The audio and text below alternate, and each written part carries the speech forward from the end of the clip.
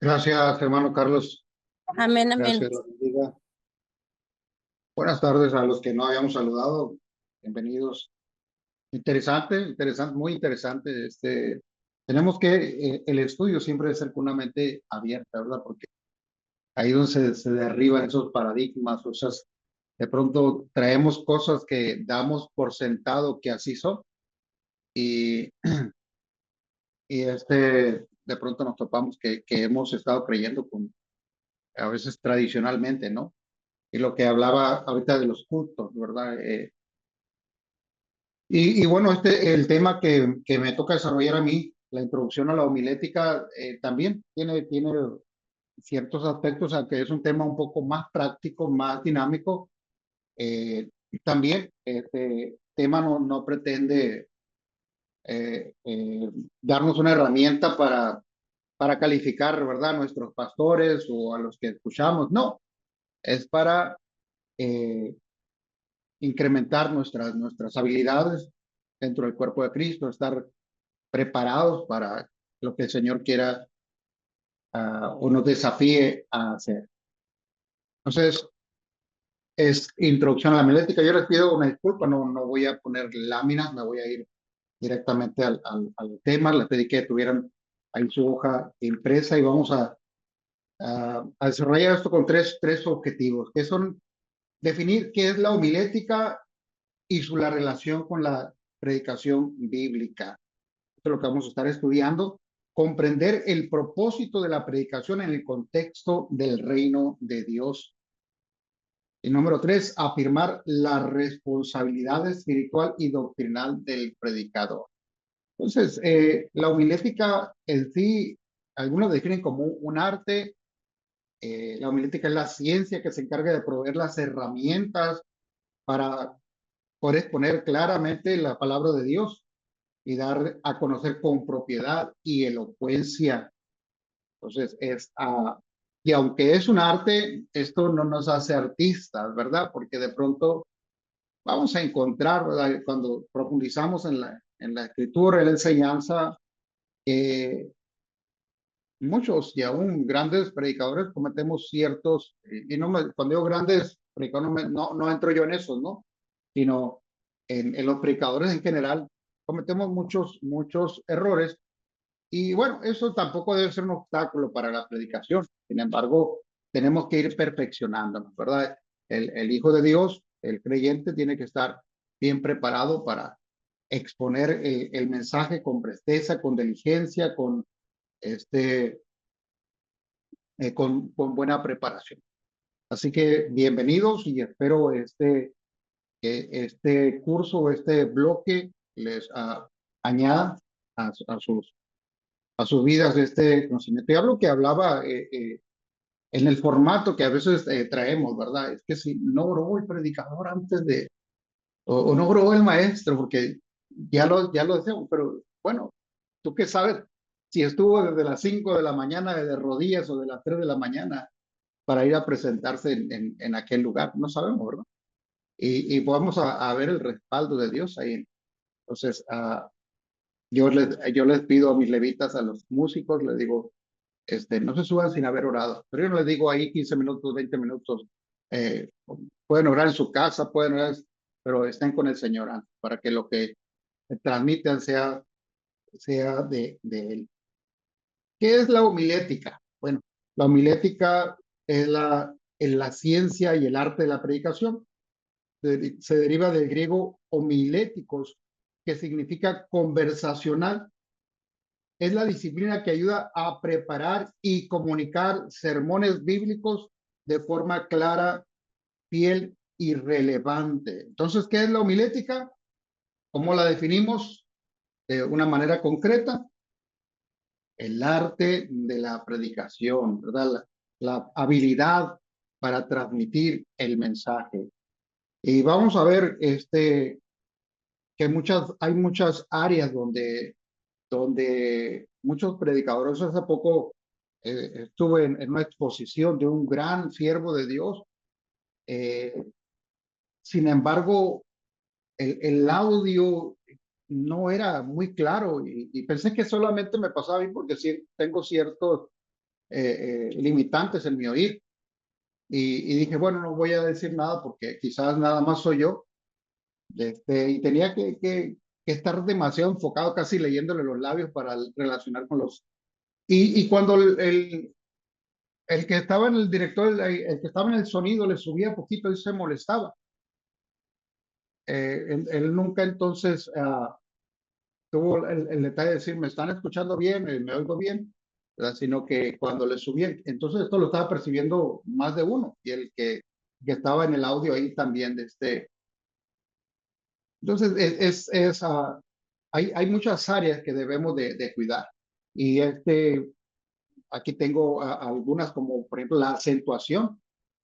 Hablar con énfasis, remarcando los fonemas. Ese es acentuar ciertas frases, ciertas palabras.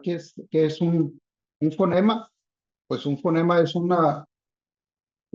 la unidad sonora mínima distintiva en un idioma que puede cambiar el significado de una palabra. En otra palabra, es la unidad sonora abstracta que al ser modificada o sustituida produce una diferencia en la interpretación de la palabra. Fíjate, el énfasis, entonces, la acentuación que ponemos al expresar ciertas palabras.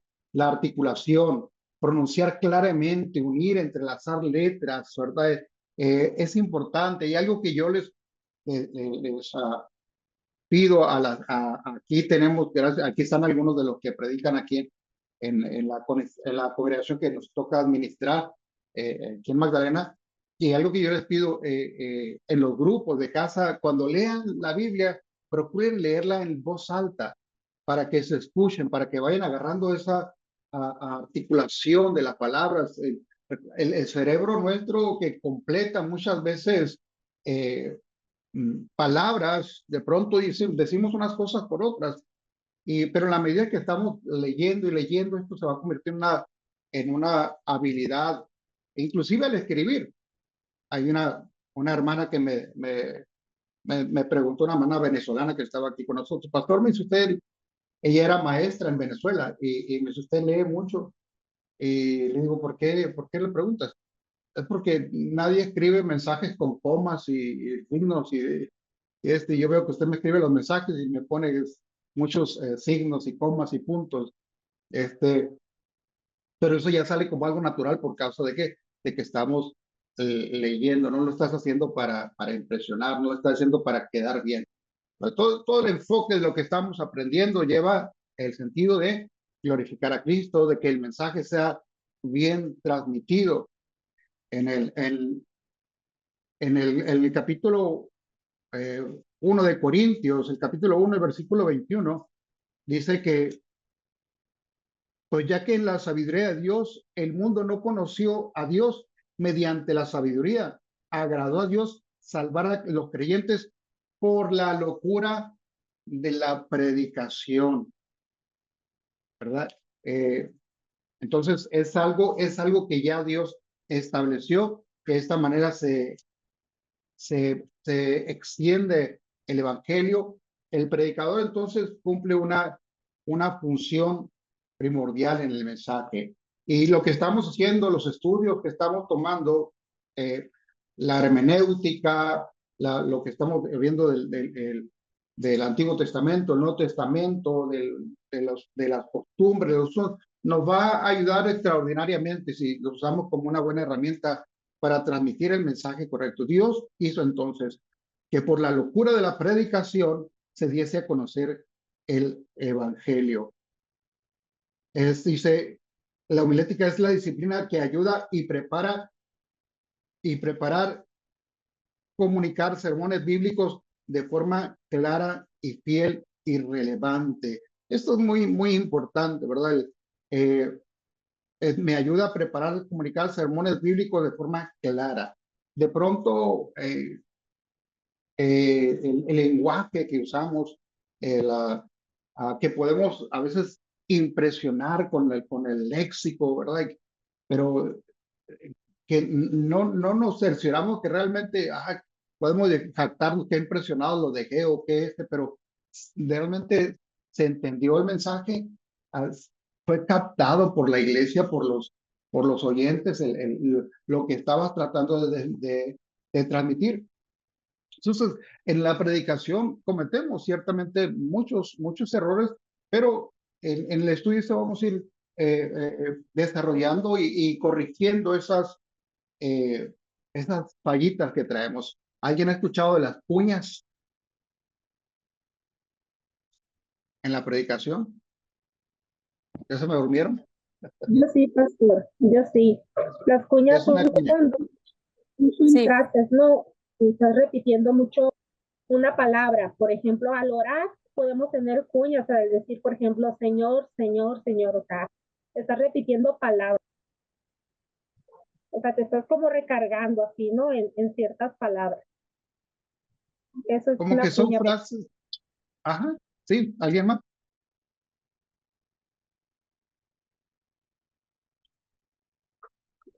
Entonces, son frases, por ejemplo, muchos dicen, ¿verdad?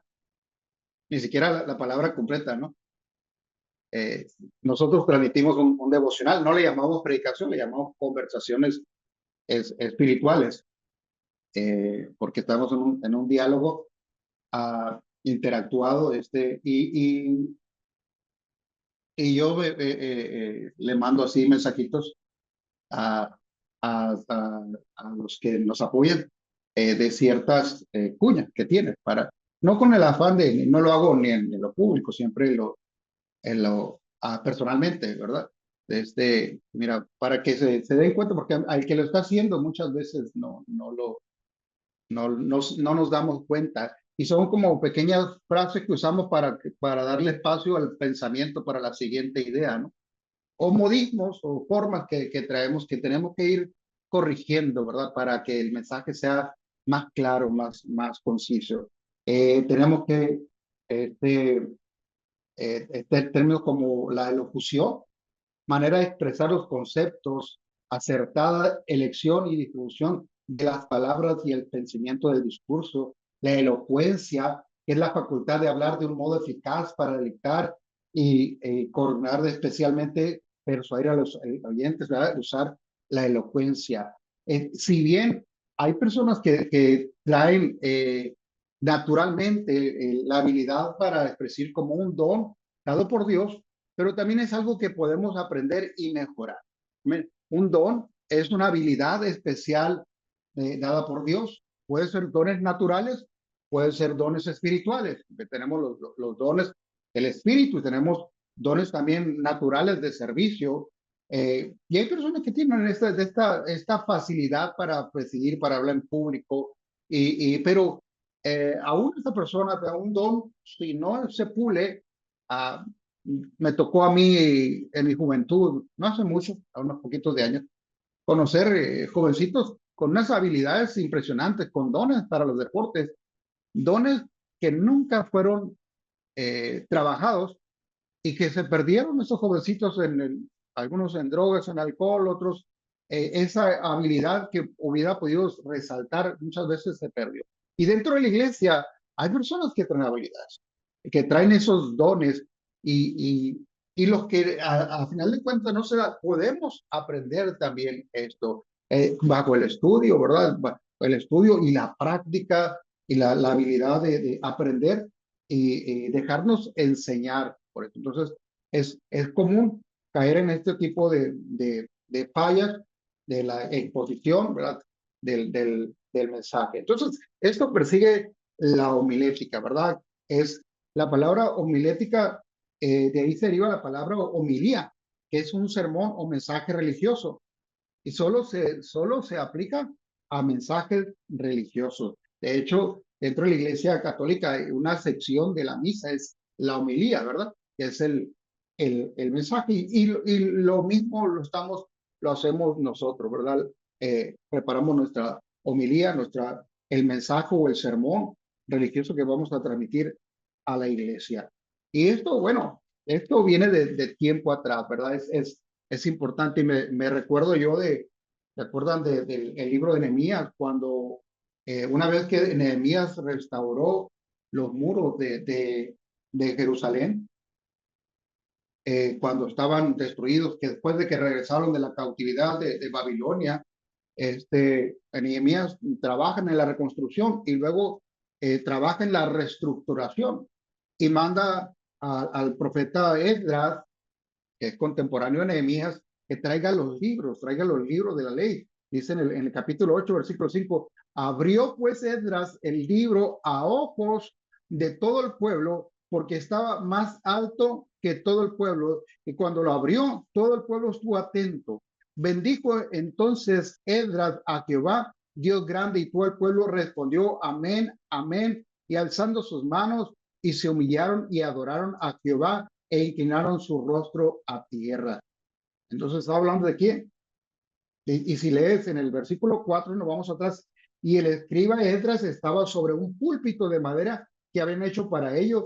Junto a él estaban Matatías y bueno, estos, algunos de sus eh, servidores junto con él, ¿verdad?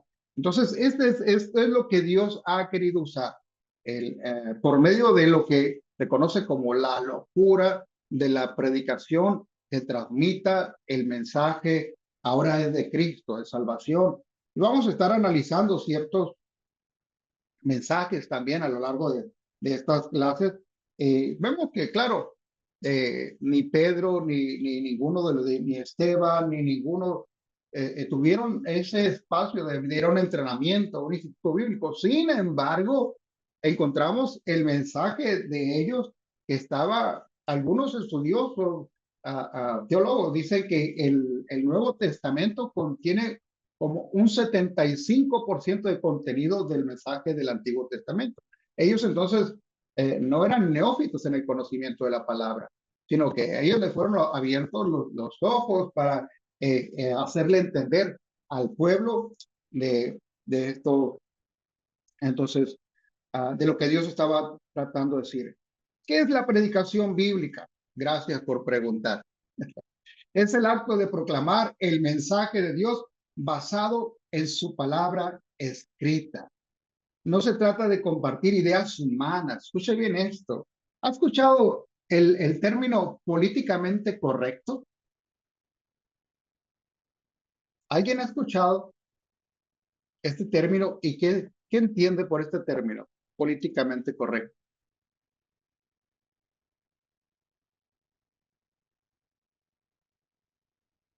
Sí me estaba escuchando, ¿verdad? Sí, pastor. ¿Alguien me puede decir? No, yo no lo he escuchado, pastor. Es como una manera de, bueno, yo lo entiendo así como políticamente correcto, es como decir algo que no ofenda a otra persona, como quedar bien, ¿no?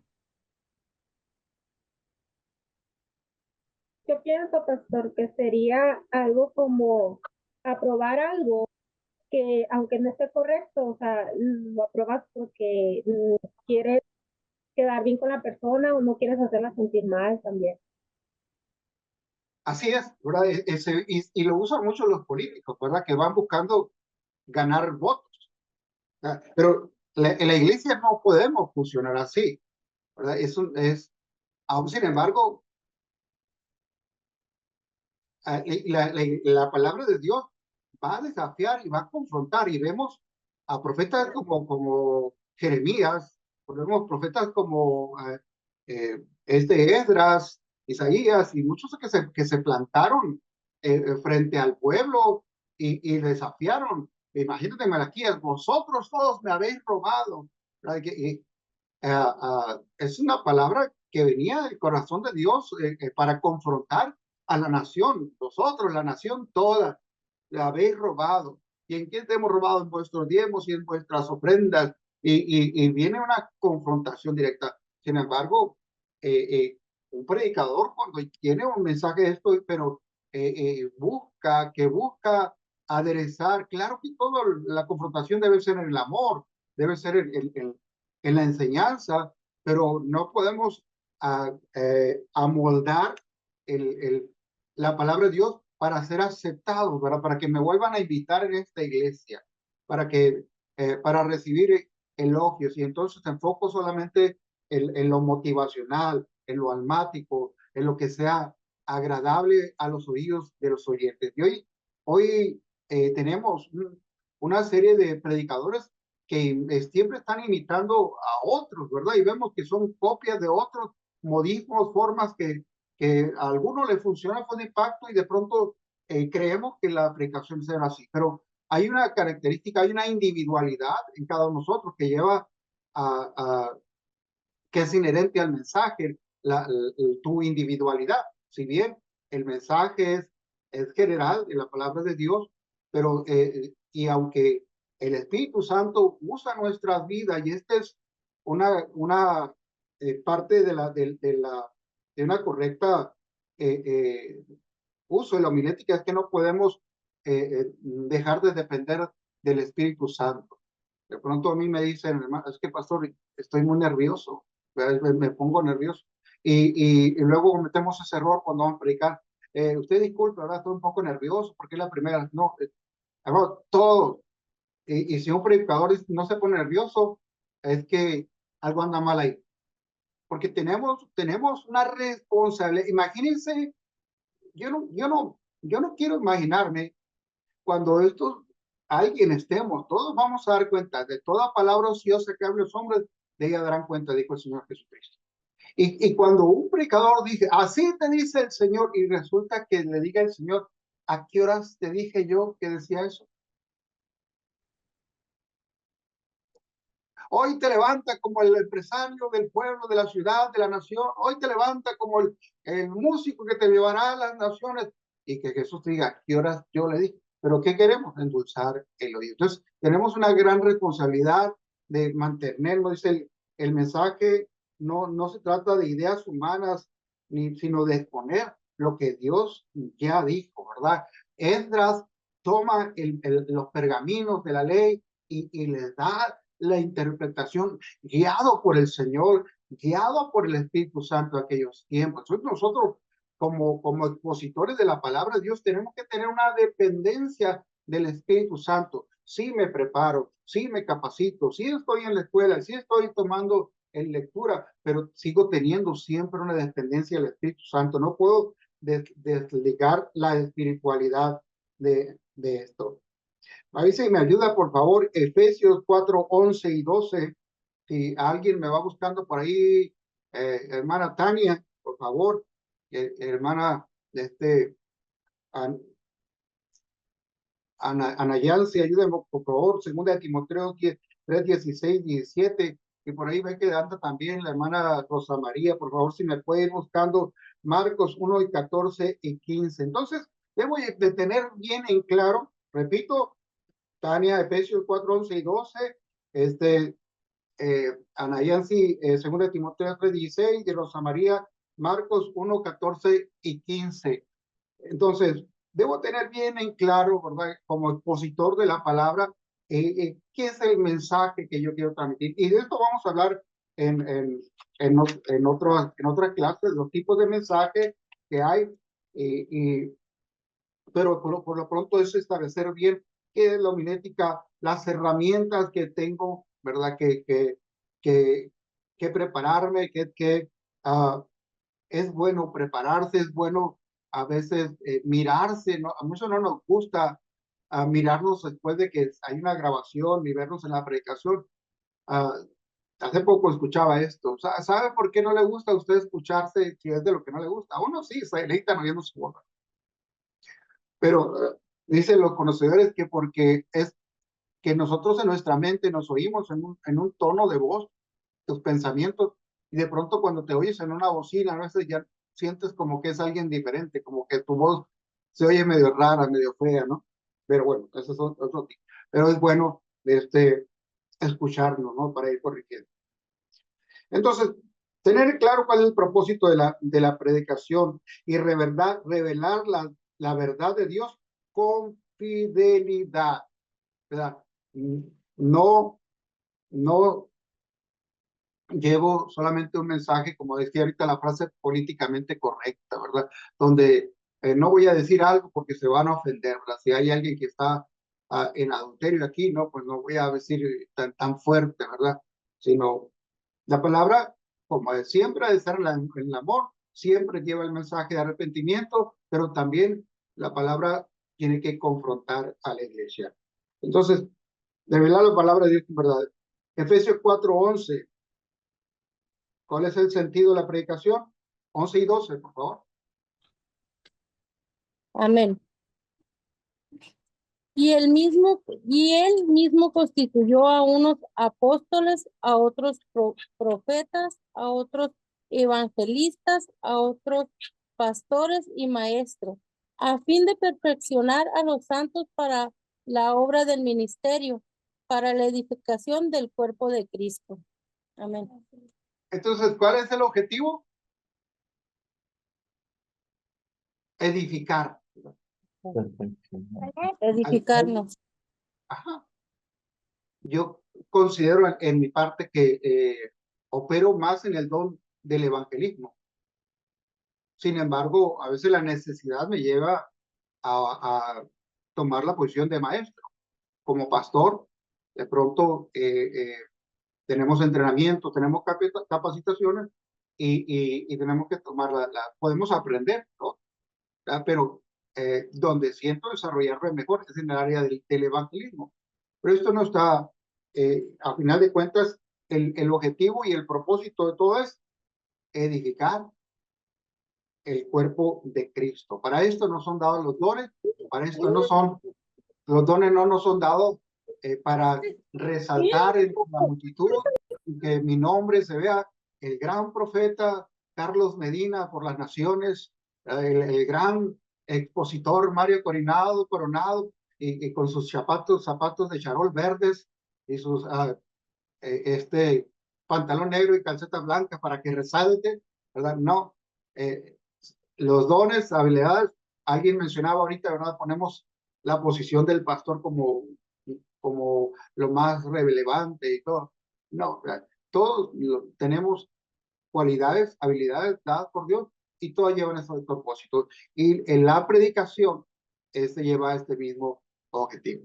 Entonces, nosotros tenemos, ahora en junio entramos en un tiempo de 21 días de ayuno, donde tenemos 21 servicios, donde muchos miembros de la iglesia tienen la oportunidad para hacer una ponencia y de pronto detectamos que hay personas con buenas habilidades para la exposición del mensaje. Y aprovechamos, tratamos de pulir lo que quieran, ¿verdad? Y lo que no, pues sí. Tenemos también 2 Timoteo 3, 16, 17. Pastor, si me puedo agregar algo ahí poquito, así rapidito, disculpe. Adelante. Cuando Pedro, perdón, bueno, Simón en ese tiempo da la confesión, sí, la revelación de que Jesús es el Hijo de Dios, y Jesús le dice, es cierto, Pedro, Simón, ya no te voy a llamar Simón, ahora eres Pedro, y sobre esa confesión que acabas de hacer, yo edificaré mi iglesia, ¿sí? Entonces, es Cristo el que edifica la iglesia, y por eso este versículo dice, Él mismo, o sea, Cristo mismo está dando los dones para edificar su iglesia a través de nosotros, a través de nuestros dones. Y como decía el pastor, el don no es para mí, sino para servir a otro. Si yo soy maestro y no enseño, entonces de nada me sirve tener don de maestro, no estoy cumpliendo mi función. Si el pastor no está edificando la iglesia, porque no la edifica él, la edifica Cristo, como Él quiere, cuando Él quiere, donde Él quiere y la forma que Él quiera, porque es su iglesia, no nuestra iglesia. Si Él no la está haciendo a través del pastorado, de nada sirve que te llames pastor. Si no la está haciendo a través del evangelista, de nada sirve que te seas un evangelista. Si no la está haciendo de profeta, lo que tú te quieras llamar, si no estás edificando la iglesia para la obra a la cual fuimos llamados, que es hacer discípulos que hagan más discípulos, de nada sirve que te llames como te quieras llamar. Entonces, es por eso es importante la clave de la predicación, edificar la iglesia, porque Cristo dijo, yo edificaré mi iglesia. Sorry, pastor. Gracias, Carlos, hermano Carlos. Sí, efectivamente, entonces, y también Jesús nos enseñó que vamos a dar cuenta, ¿verdad? Por los talentos y por los dones que nos ha sido. ¿Qué hicimos para? Entonces, el don te ha sido dado para, ya lo acabo de mencionar. Entonces, ¿cómo yo estoy contribuyendo a la iglesia de Cristo? Y es algo que bueno, de nuestra parte es alertarlo, ¿verdad? Ya cada uno determinará, ¿no? Cuáles son sus prioridades.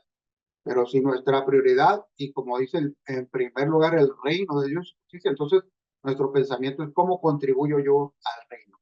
El cuerpo está compuesto de muchos miembros, todos diferentes, no somos copias, aprendemos los unos de los otros. Yo estoy aprendiendo mucho con mi hermano Carlos, pero no soy una copia de Carlos, ¿verdad? Me enriquecen ciertas cosas para el diferente llamado, diferente función que yo tengo dentro del cuerpo de Cristo. Tú también, ¿verdad? Entonces, ese don, esa habilidad, lleva ese propósito. Por favor, me lee 2 Timoteo 3, 16, 17. Amén. Toda la escritura es inspirada por Dios y útil para enseñar, para redarguir, para corregir, para instruir en justicia, a fin de que el hombre de Dios sea perfecto, enteramente preparado para toda buena obra. Amén. Ahí está claro, ¿verdad? ¿Para qué es la escritura? Exacto, para Muy todas bien. esas cosas que acaba de mencionar. Para que estemos preparados. Amén, ahí, por ahí está viciado el sonido, hermano.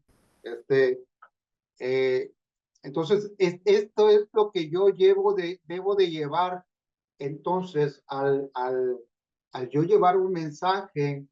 No se trata de impresionar con el griego y el arameo y el hebreo que he logrado aprender. A veces hay predicadores que lo usan y es bueno, ¿verdad? Pero cuando de pronto tú percibes que hay un poco de jactancia, entonces ya se está quitando el sentido. A veces mencionamos una parte, la palabra que fue, por ejemplo, aquí mencioné que que viene del griego homiléticos, ¿verdad? Pero a veces menciona porque hay esta palabra puede tener diferentes connotaciones y enriquece la enseñanza, pero no en el sentido de la autoproyección. Los hay, no caigamos en esos errores, no nos autoproyectamos. El mismo apóstol Pablo dice, no nos anunciamos a nosotros, no me anuncio a mí mismo, sino a Cristo crucificado. Entonces, mi énfasis es en que la palabra cumpla su propósito, redarguya, instruya, prepare al creyente. Entonces, voy a añadir algo en lo que Dios a mí me ha revelado para el creyente. Entonces, no lo perdamos, es el propósito de la predicación. Apúntelo bien ahí. Número 3, perdón, Marcos 1, 14 y 15. Hermana Rosa María, right? Sí, dice, después de que metieron a Juan en la cárcel, Jesús fue de Galilea, ahí anunciaba las buenas noticias acerca de Dios y hasta acerca el día en que Dios comenzará a reinar. Vuélvanse a Dios y crean en la buena noticia. Esto es lenguaje actual. Amén. Entonces, ¿cuál es el propósito? Lo mencionó también Carlos. Jesús se dedicó gran parte de su ministerio a anunciar el reino. El reino de los cielos se ha acercado. El reino de los cielos está aquí. Luego vemos en Mateo 13 una serie de parábolas. Dice, el reino de los cielos es semejante a.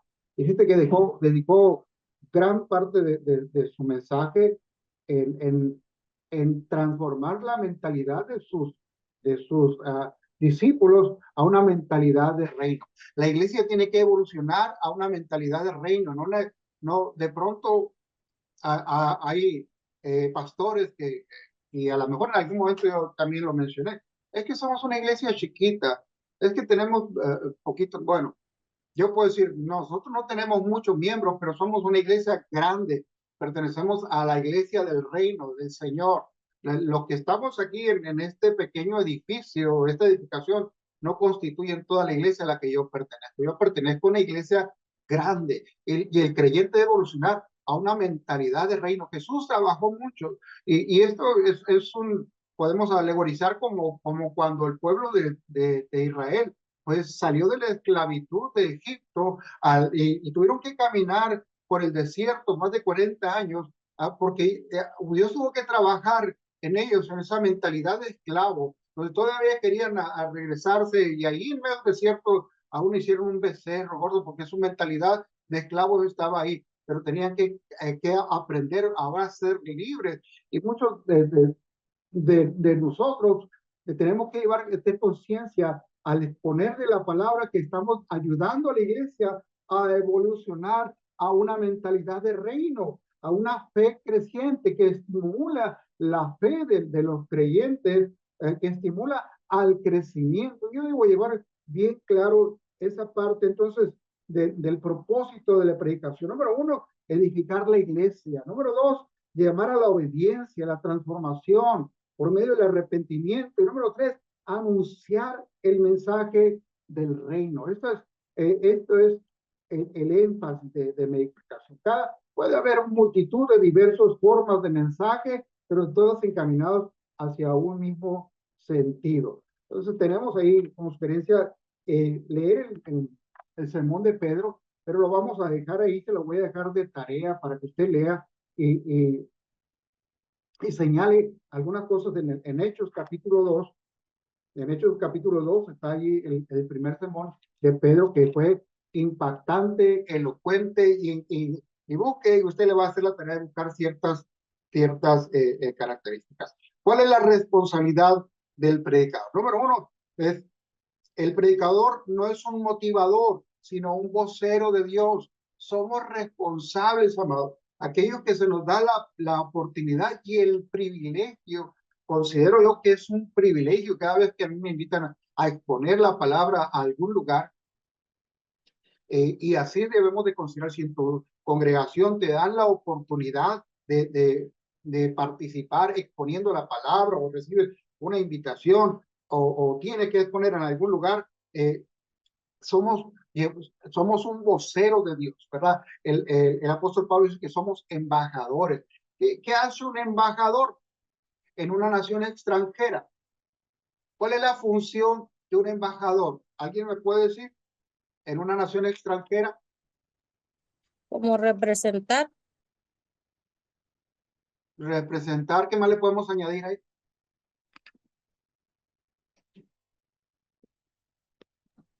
Puede ser también un enviado. ¿Enviado para qué? En este caso, pues para dar el mensaje del reino, ¿no? De Dios.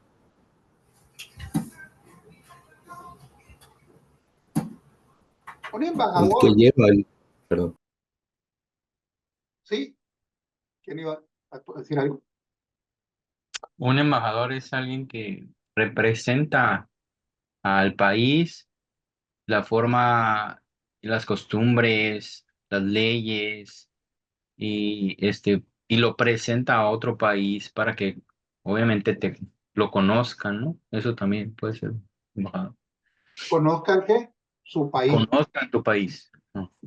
Conozcan tus costumbres, digamos, como embajador, ¿no? Tus tradiciones, cómo somos, como decir, un embajador mexicano en China, cómo es el mexicano, cómo habla el mexicano, cuáles son sus costumbres, qué come el mexicano, cómo se comporta el mexicano. Yo creo que eso es un embajador del reino, ¿no? Una persona que lleva a Cristo, cómo se comportaría Cristo, qué haría Cristo, qué en este caso, ¿no? De la analogía, ¿no? Así, gracias, mi hermano, por la participación. Sí, entonces, nosotros somos embajadores del reino. ¿Qué nos toca a nosotros? Representar dignamente al reino. Y transmitimos el mensaje. En este caso, un embajador de una nación siempre va a hablar a mi presidente y siempre da honra a su presidente, a sus jefes, ¿verdad? Que lo comisionaron precisamente para eso, para representar dignamente. Se le asigna un buen salario, anda bien vestido, tiene ciertos privilegios. Bueno, nosotros somos voceros del reino y tenemos entonces anunciar el mensaje del reino, dar testimonio y promover, ¿verdad? Para que otros anhelen visitar, el embajador que anhelen visitar a su país, nosotros que conozcan el reino de nuestro Dios. Implica también un compromiso espiritual. Santiago capítulo 3, versículo 1, la Biblia más rápida de la escuela. El tiempo se va rápido en esta aplicación, ¿verdad? ¿Ya la tiene ahí? ¿Alguien que me ayude a leerla? ¿Santiago qué? Capítulo 3, versículo 1. Amén. Hermanos míos, no hagáis maestros muchos de vosotros, sabiendo que recibiremos mayor condenación. Esto implica un compromiso espiritual y moral y doctrinal. Esto es congruencia, integridad. Qué vergüenza, ¿verdad? Para aquellos en los tiempos de Jesús, cuando le dice, habla de los maestros de la ley de aquel tiempo y le dice, lo que ellos les enseñan, eso hagan. Lo que ellos hacen, ustedes no hagan. Hay una historia en una musicalizada, no sé cuándo han escuchado el grupo La Hormiga, y habla de un consejero espiritual, y dice que iba apurado porque tenía una cita y se le hizo tarde y el carro no encendía y tuvo ciertas situaciones ahí difíciles y salió, pero como raudo y veloz, y en eso se le atravesó una persona en bicicleta y lo insultó porque le quitó tiempo, le hizo frenar, le quitó la viada y desesperado y llegó a la oficina y dice, no ha llegado la persona, no, pero ya me confirmó que en un momento llega. Y cuando llega con el consejero, la persona, con el consejero espiritual, resulta que era el que andaba atropellando en la bicicleta, ¿verdad? Él iba imagínense, entonces, nuestra vida es ser congruente con el mensaje que llevamos, ¿no? Es lo que demanda un compromiso moral y espiritual. Obviamente no, como dice el apóstol Pablo, no pretendo haberlo alcanzado todo, no significa que por tener una lucha o una debilidad con la que yo lucho o alguna flaqueza, esto me inhabilita, ¿no? Por el contrario, si la tengo detectada, debo presentar una lucha contra esta, pero esforzándonos por tener una buena conciencia, ¿verdad? De pronto, a mí me ha tocado que me detiene un tránsito o algo y me insinúan que le dé una mordida, que le dé un soborno, y mi primer pensamiento es, ¿qué tal que si un día lo tengo enfrente cuando estoy predicando? Me va a querer bajar ahí la cara de vergüenza. Entonces debe haber congruencia, ¿verdad? Aquellos que ponen un mensaje, por eso la iglesia, ¿verdad? Se le da el lugar no cualquier persona que llega con la habilidad de pronto, ¿no? Sin que llevan un testimonio de vida, ¿no? Tenemos que tener otro aspecto, fidelidad en el texto bíblico. El predicador debe estudiar y exponer el texto en su contexto histórico, literario y teológico.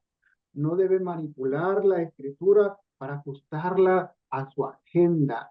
Ahorita mencionaba, hermano Carlos, un texto sin contexto resulta ser un pretexto. Bueno, hay otros términos, ¿verdad? Muchas religiones forzan la escritura para encajar en ciertas doctrinas que quieren imponer. En el bloque pasado que estuvimos estudiando con el hermano Carlos, entendimos cómo el ministerio de la mujer ha sido frenado, cómo en ciertas denominaciones a la mujer no se le permite ni orar en público, ni presidir, ni hacer muchas cosas, está limitada a muchas cosas, ¿verdad? Nosotros, Iglesia Misionera, creemos en el ministerio de la mujer, creemos en el derramamiento del Espíritu Santo, que no vino solo para los hombres, sino para toda la carne, como profetizó Joel, y como lo ratificó ahí en el sermón Pedro. No están ebrios, sino están llenos. Ese es el cumplimiento.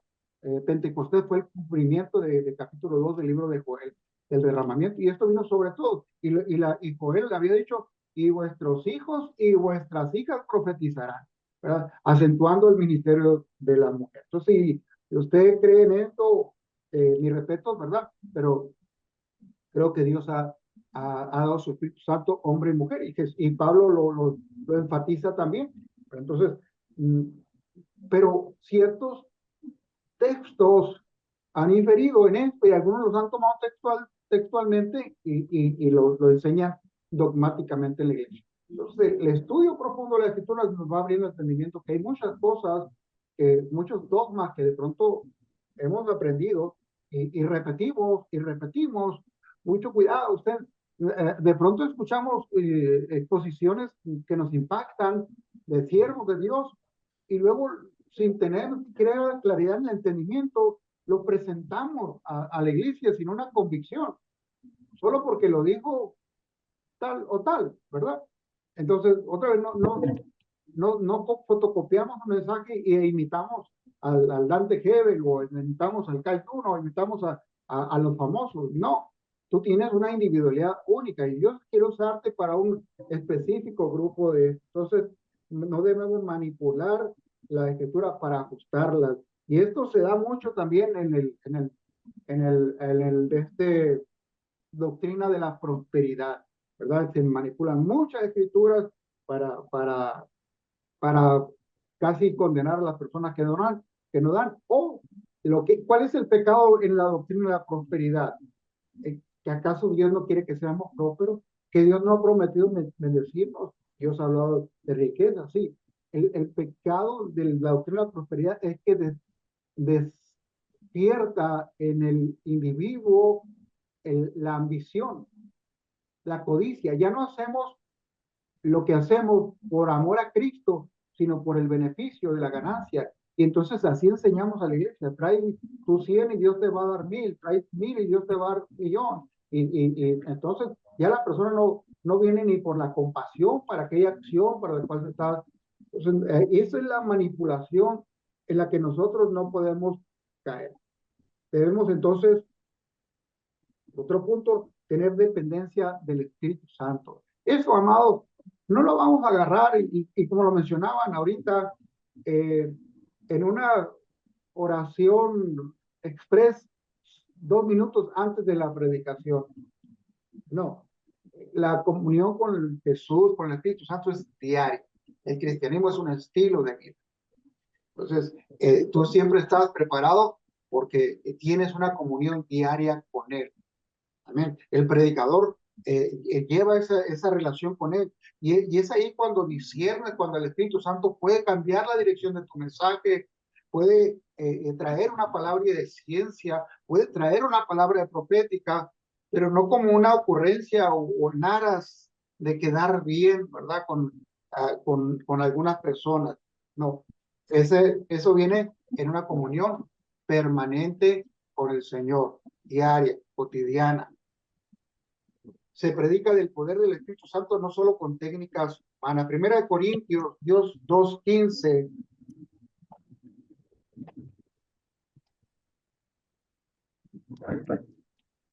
Adelante.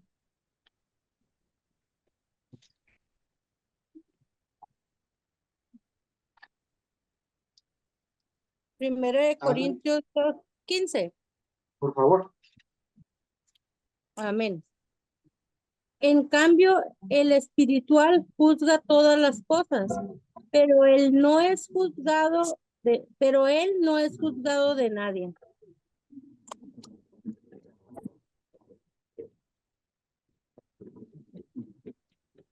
Entonces, se predica ese con el poder, no solo con técnicas humanas. Entonces, vamos en una dependencia del Espíritu Santo. Ahí sí usted debe ser yo me considero un dependiente del Espíritu Santo y le digo: si tú no estás, yo no quiero ir. Y tú no vas conmigo, porque el mensaje, más allá del conocimiento o de la excelente exposición que pueda hacer, tiene que ser respaldado con el poder. Porque el que confronta, el que convence de pecado, el que sana, el que hace la obra en el corazón del creyente, es el Espíritu Santo. Y ese debe ser tu prioridad. Estas son herramientas que nos van a enriquecer para que nuestro mensaje sea de más impacto, pero estas herramientas sin el Espíritu Santo muchas veces terminan exaltando al expositor más que del que se está exponiendo. Como predicadores de la palabra de Dios, como expositores del mensaje, no debemos perder el eje central de que predicamos a Cristo. Si tu testimonio es de impacto, hazlo, dalo, pero siempre dándole la gloria a Jesús. Él es el propósito de nuestra predicación. Su muerte, su vida, su resurrección es el énfasis. ¿Cómo lo presentamos? De manera sencilla, ¿verdad? De pronto podemos impresionarnos de la elocuencia o el léxico de alguien que con estudios, pero si no me dejan a mí nada, si no me enriquece, si no añade a mi vida, si no lleva el poder del Espíritu Santo, pues es un mensaje vacío. Y esto es lo primordialmente que nos debe de preocupar. Pero ya voy a estar cerrando. Dice, la vida del predicador debe respaldar lo que predica. Decía 1 Timoteo 4, 12 al 16. Decía un jovencito a otro ahí en la iglesia, a otro jovencito, y le decía, ay, cómo me gustaría que todos los domingos, todos los días fuera domingo. Y le dice, ¿por qué te gusta mucho venir a la iglesia? Era el hijo del predicador. Y le dice, no, porque los domingos mi papá es tan amoroso, mi papá es tan cariñoso con todo y me gusta verlo así, pero en la casa es un tirano, un autoritario, ¿verdad? No, el mensaje tiene que estar, para que tenga poder, tiene que estar respaldado. Alguien decía, no escucho tu voz porque tus pasos no me dejan escuchar. Entonces debemos ser congruentes en lo que hablamos y en lo que exponemos. ¿Perdón?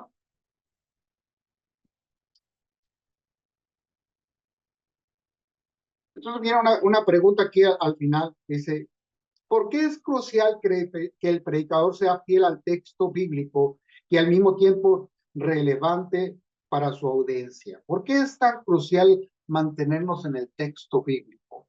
Y no, mencionaba ahorita de las filosofías griegas y que todavía se adulan, ¿verdad? Se hizo del conocimiento un dios y filósofos como Platón, como Aristóteles y algunos otros todavía son enseñados sus filosofías en las universidades, sus dichos, los vemos constantemente y exaltan al hombre y dicen, wow, cuánta sabiduría, ¿verdad? Pero para nosotros como predicadores, dice, ¿por qué es crucial que el mantenernos fiel al texto bíblico? ¿Qué es tan relevante, amados?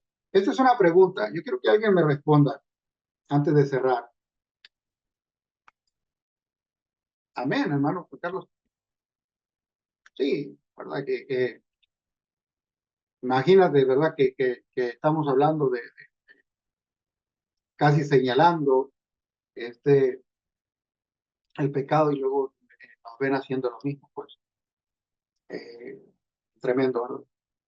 Entonces, ¿por qué es tan importante mantenernos, no? De pronto captamos ideas, alguien escucha una canción, alguien escucha una frase, y entonces hace un mensaje. He escuchado predicadores que ni abren la Biblia. O de pronto usamos frases como, voy a parafrasearlo para no leer todo el texto. Casi que le decimos a Dios, cállate tú, yo tengo mejor manera de decirlo. Ahora, cuando podemos parafrasear algo para que se entienda, pero apegado siempre al texto, ¿verdad?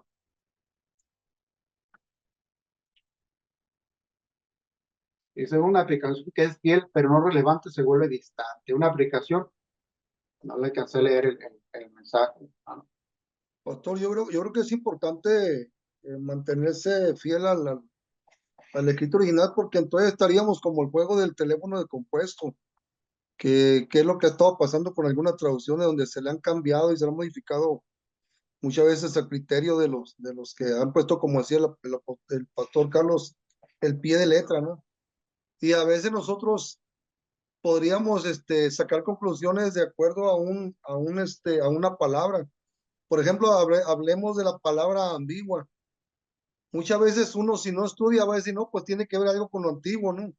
Y así lo enseña, y mucha gente así lo podría seguir enseñando.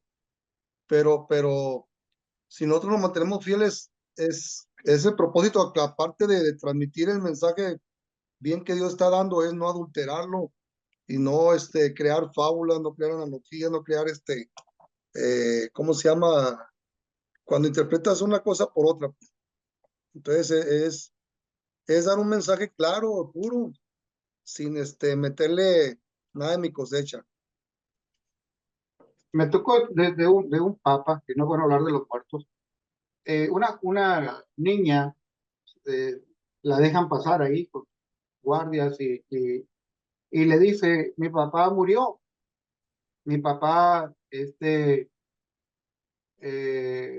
nunca fue a la iglesia, nunca quiso escuchar de la Biblia, pero mi papá era un hombre muy bueno, siempre nos cuidó, siempre nos vistió y nos dio alimentos. ¿Usted cree que mi papá esté en el cielo? Ahí viene una respuesta políticamente correcta. Le Sí, dice, sí lo vi eso. dice, no creo que un Dios de amor vaya a permitir que un hombre bueno vaya al infierno. Amén. Y le dice, tu papá está en el cielo, muy seguramente. Y es una respuesta políticamente correcta, pero antibíblica, pues todos sabemos a la luz de la Escritura que no hay un solo bueno, que bueno solo hay uno, Dios y Jesús. Número dos, que no son nuestras obras, nuestras justicias. Entonces, pero ¿cuántas veces nosotros recibiremos y decidimos por agradar o por no caer en una confrontación, una discusión, caigamos la verdad bíblica y damos respuestas políticamente correctas? Entonces, mi percepción, Dios me ha permitido visitar diferentes lugares y yo nunca voy pensando, voy a decirle algo bonito para que me vuelvan a invitar. De hecho, a veces le digo, le tengo que decir esto, y aunque no me vuelvan a invitar, porque la Biblia lo dice y no me lo puedo brincar, no me lo puedo saltar, y porque viene en el mensaje que Dios me dio en este día. Y sí, hay lugares donde ya no me han vuelto a invitar, pero bueno, no vivo de eso, así que gloria al Señor. Pero sí, debo de llevar siempre presente que tengo que dar cuenta de eso. Entonces, para aquellos que se autoproclaman como profetas y que van y prometiendo tantas cosas, pues van a dar cuenta de Dios. Ojalá y si ellos sean de verdad y se cumplan, porque si, ¿cómo sabemos que es profeta de Dios? Porque se cumple todo lo que dice. No el 70, no el 60. No ahí le tiras una profecía a 500 y de ahí dos pegó y ya con eso, ¿verdad? No. Otra vez no estoy en contra del ministerio profético, estoy señalando los abusos y que para que nosotros no caigamos en estos juegos, de pronto es atractivo. ¿Por qué? Porque de todas estas cosas que estamos leyendo, la entonación, la enunciación, todas estas herramientas, todo esto, es bueno aprender a manejarlo. Y lo vamos a estar viendo durante el curso, porque el tiempo ya se me acabó. De pronto me brinqué esta parte, ¿verdad? Me fui al tema, pero la entonación, el ritmo que le das, nosotros podemos hacer que se duerma la audiencia, ¿verdad? Un buen mensaje, cuando una persona se lleva el mismo ritmo, el mismo remo, adormece. Entonces el énfasis, la entonación, la dicción, todo eso tenemos que practicarlo. A ver, ¿alguna pregunta, alguna aportación para antes de cerrar?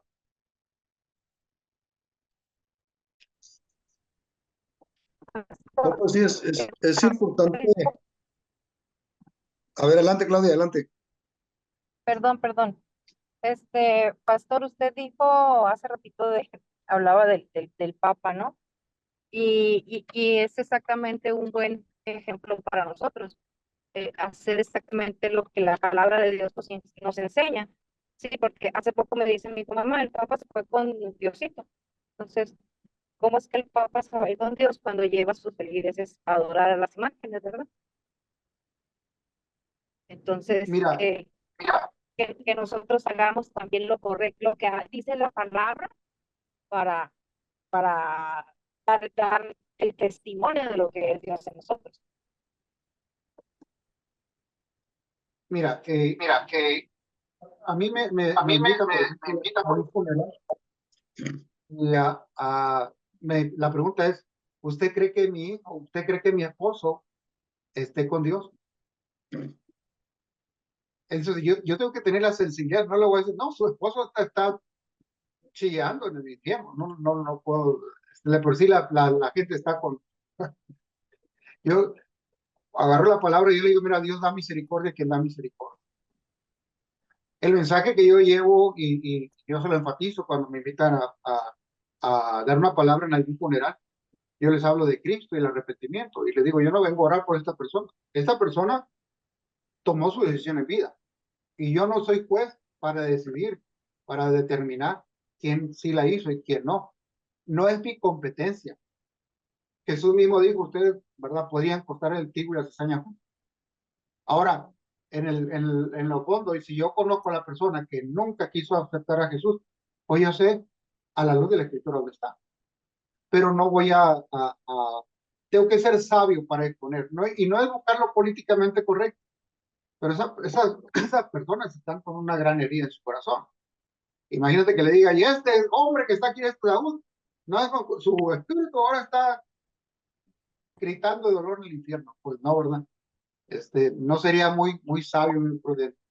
Y con respecto de estas personas, ¿verdad? Como sacerdote, pues sabemos que es una doctrina totalmente fuera de la palabra de Dios, pero siempre digo, Dios da misericordia a quien da misericordia. Él es soberano en esto. No es mi competencia determinarlo. La Biblia no me da ese lugar. Él es quien separa las ovejas de los cabritos. Jesús. Nuestra parte es anunciar el mensaje y no definir quién sí, quién la hizo y quién no la hizo. ¿Algún otro comentario? Yo creo que Sí, es parte yo quería aportar. Perdón. Perdón. Dale, No, dale, Charlie, adelante. Gracias. Bueno, yo creo que Sí, perdón, quería comentar algo.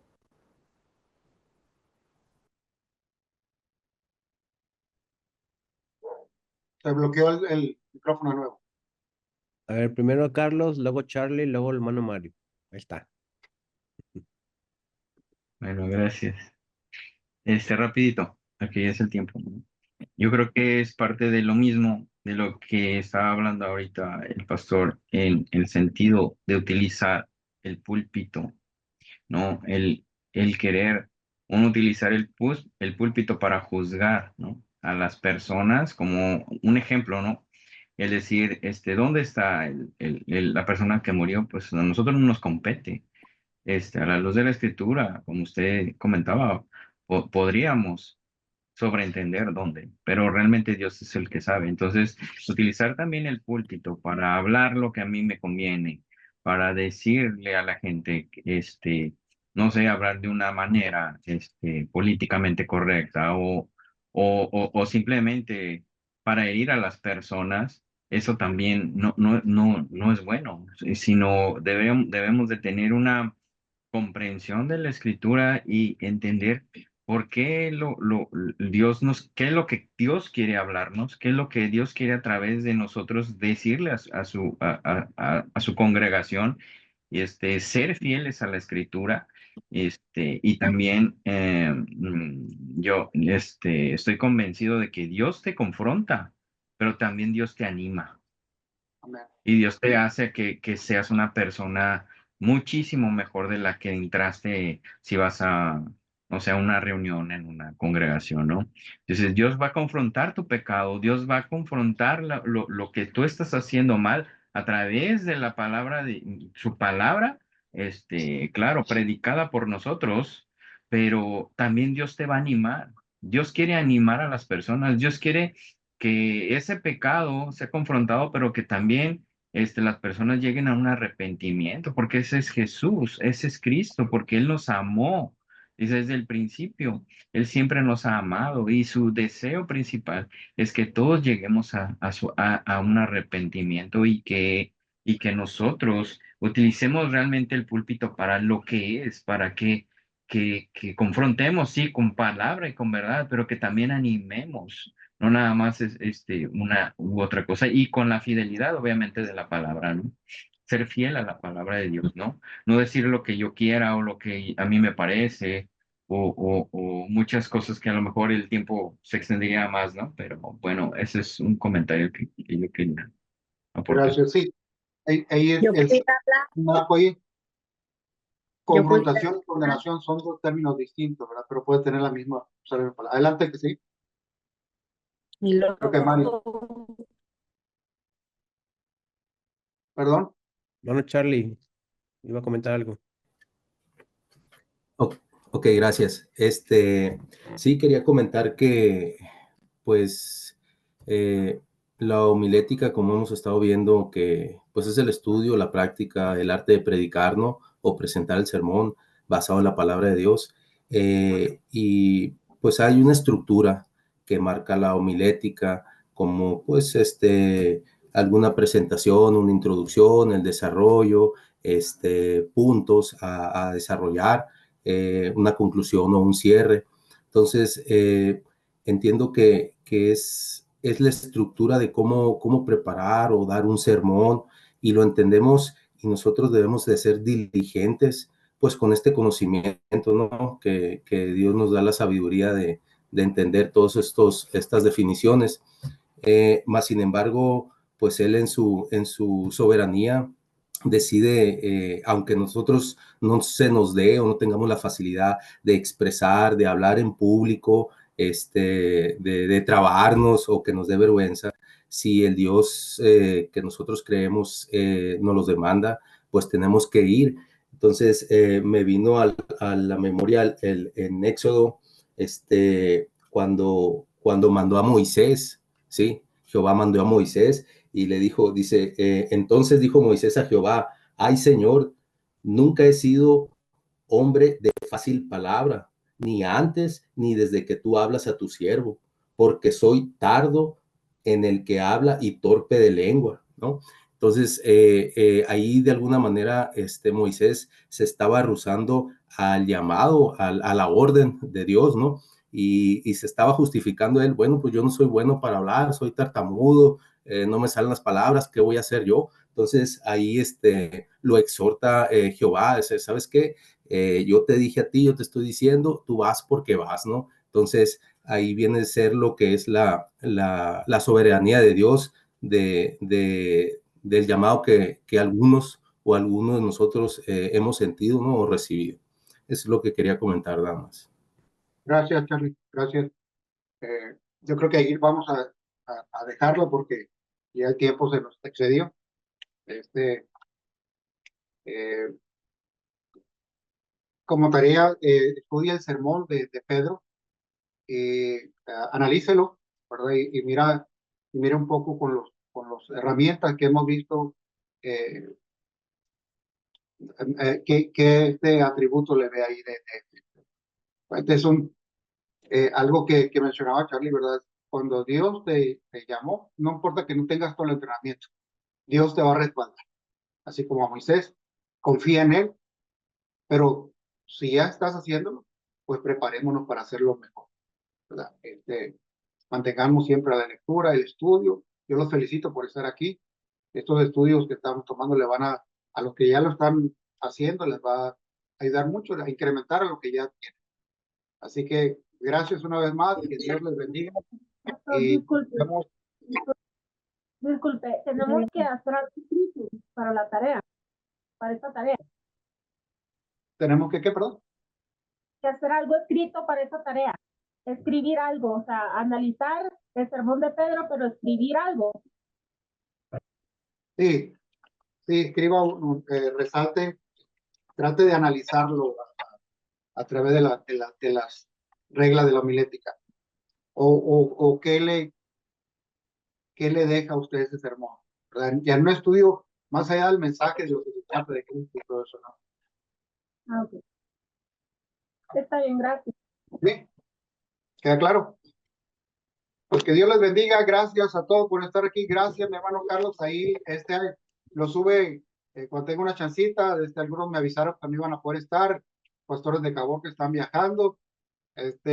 Lo van a ver en reproducida. Algunos están viendo también por la situación del horario. Van a ver.